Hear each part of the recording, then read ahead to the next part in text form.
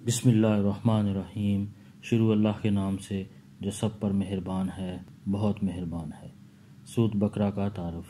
یہ سورت مدنی ہے اور اس میں 286 آیتیں اور 40 رکوع ہیں۔ یہ قرآن کریم کی سب سے بڑی سورت ہے۔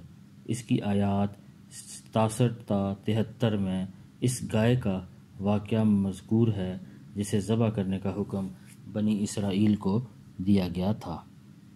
اس لیے اس سورت کا نام سورۃ بقرہ ہے، کیونکہ بقرہ عربی میں گائے کو کہتے ہیں۔ سورت کا آغاز اسلام کے بنیادی عقائد یعنی توحید، رسالت اور آخرت کے بیان سے ہوا ہے۔ اسی ضمن میں انسانوں کی 3 قسمیں یعنی مومن، کافر اور منافق بیان کی گئی ہیں۔ پھر حضرت آدم علیہ السلام کی تخلیق کا واقعہ بیان فرمایا گیا ہے تاکہ انسان کو اپنی پیدائش کا مقصد معلوم ہو۔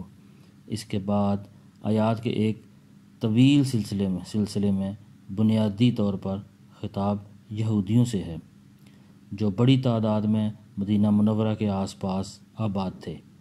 ان پر اللہ تعالیٰ نے جو نعمتیں نازل فرمائیں اور جس طرح انہوں نے ناشکری اور نافرمانی سے کام لیا، اس کا مفصل بیان ہے۔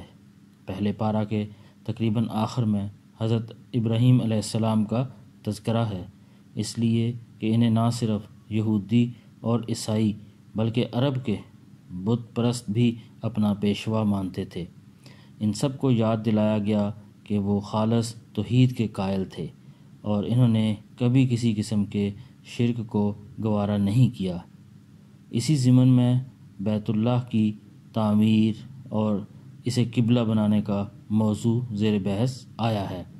دوسرے پارہ کے شروع میں اس کے مفصل احکام بیان کرنے کے بعد اس صورت میں مسلمانوں کی انفرادی اور اجتماعی زندگی سے متعلق بہت سے احکام بیان فرمائے گئے ہیں، جن میں عبادت سے لے کر معاشرت، خاندانی امور اور حکمرانی سے متعلق بہت سے مسائل داخل ہیں۔